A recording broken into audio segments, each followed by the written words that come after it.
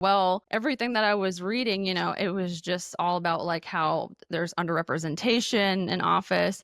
But social workers, the NASW has the audacity to mandate social workers, section 6.04 of our ethics, to engage in social and political action. And so I was like, how can social workers do that when they literally won't even endorse you or monetarily support you? And it's a well-known thing that social workers, they don't make a lot of money typically. That's why many of them go to private practice. So I wanted to start educating and giving more information on like the reality of what's going on within social work to make changes, because I just didn't feel like social work was actually living up to practicing what they were preaching as far as like supporting social workers in making changes to the system or advocating for things that are right. And so my whole entire idea was to bring attention to the history of this issue from the very beginning, like because the very first person that they elected, the very first social worker was elected to office in, I think it was 1917, was a woman, and she was a Republican. So she was not only the first social worker,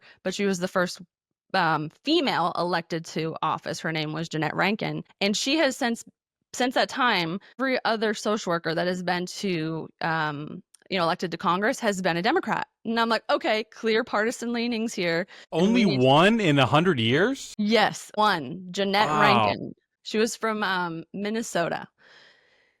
And yeah, there's a graphic on my page, my Polysocial Pulse page, and I laid it all out. Like I put the faces and the names, and yeah, only one. And so, I mean, that's just disturbing.